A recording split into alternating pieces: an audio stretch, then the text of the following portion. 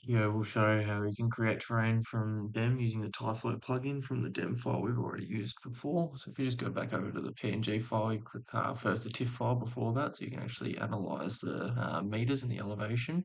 Add that one into QGIS, and at the top you can go to the measure, and you can measure from the very top of the edge to the very corner, so you can actually get an idea of the scale of the TIFF file there. And then from that you can see that the actual scale of that's 2,830. So that's the total width of that. So that can be used as the scale, which we can use in Tyflow later on.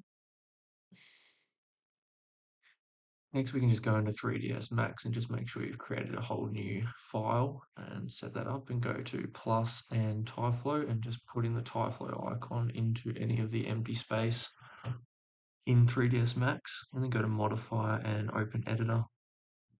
The first little icon we want to be adding is the birth terrain. So add the birth terrain into that script.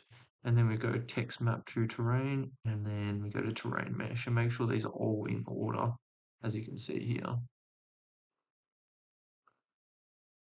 Just minimize that and make it a little bit smaller so you can see both of the main 3ds Max screen and the script. And press M to open the slate material editor. So here you can see that we just got a already existing file. Go back, and instead of using the TIFF file, we want to add the PNG file into this, as previously stated that you can't use a TIFF file into the material editor. So just head back and find that one there.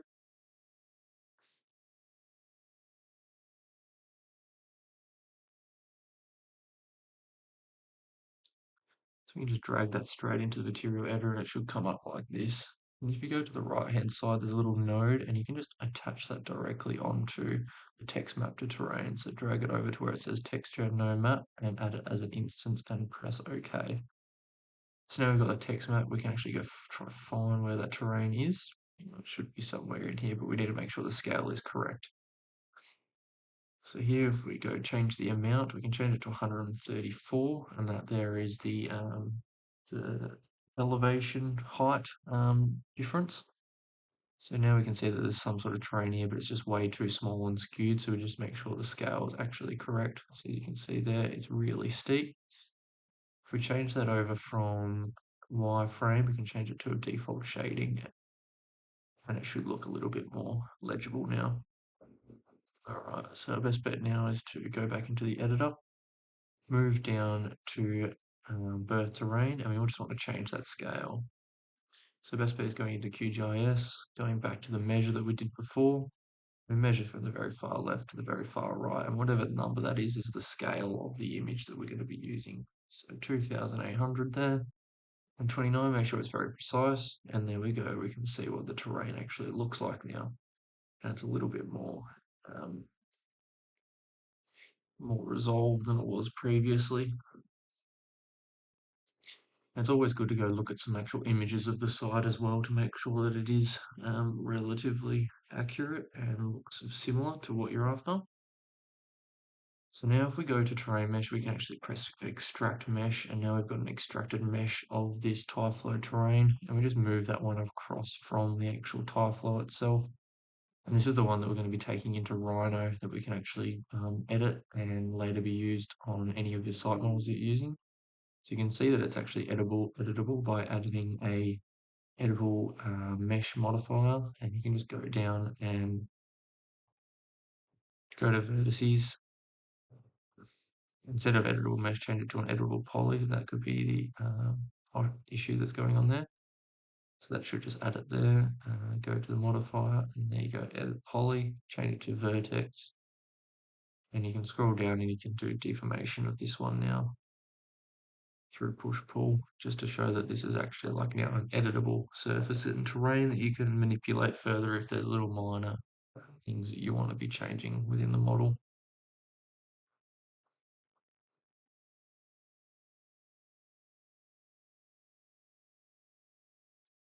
So we just don't want to actually change anything right now, so we can just take that off vertices. And our best bet is we want to actually export this one now so that it's ready to go into Rhino. So export that as a selected, and we just want to change the actual type into a not an FBX, but a OBJ, and that will allow it to be editable and open easily into Rhino. So just change it there and press save. You can change anything you want in the export options, or just hit export. And once all of these go to the very end, it'll be ready for the export, and you'll see the total amount of vertices, etc. And it'll be ready to go. As you can see, there it is now, all done. So now we can just boot up Rhino, whatever version you've got. So Rhino 8 for this reason, as we have that one ready to go. Alright, so now we have Rhino all opened up and ready to go. We can import that OBJ file. So we go File, Import, and we want to find that file that we just saved. Make sure you're selecting the OBJ, press OK on that one, and it will take a little while, but it should come through because it is quite a heavy file and it's a very, very textured and high dense terrain. It's a lot of surfaces going on in the mesh. Alright, so there it is. It typically comes in on a vertical, so you just want to make sure that you're aligning it with how it actually looks on the 3ds Max. So it may take a while because it is quite heavy, and just use the gumball so you can actually rotate that one, and then just bring it up onto the correct axis. And if you zoom in now, this is all in wireframe, you can see the terrain, and this is all editable now. So we want to actually make sure that the scale of this one is correct.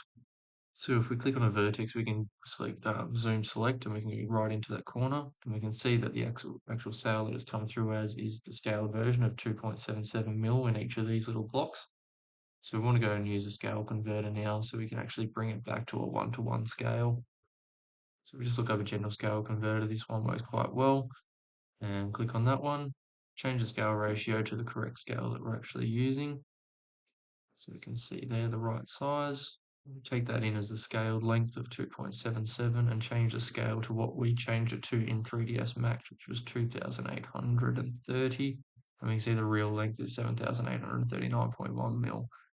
So now we can return back to Rhino now, and we can change that little area there into the scaled version.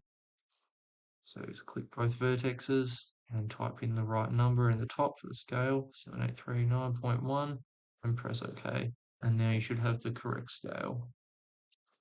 If you know a reference point on the map or the terrain, you can just click on one of the points and put it onto any vertex, and you can see down the bottom the Z value of that is ranging from about 3940 meters. So you can see that that's pretty accurate to what we're trying to attempt to do.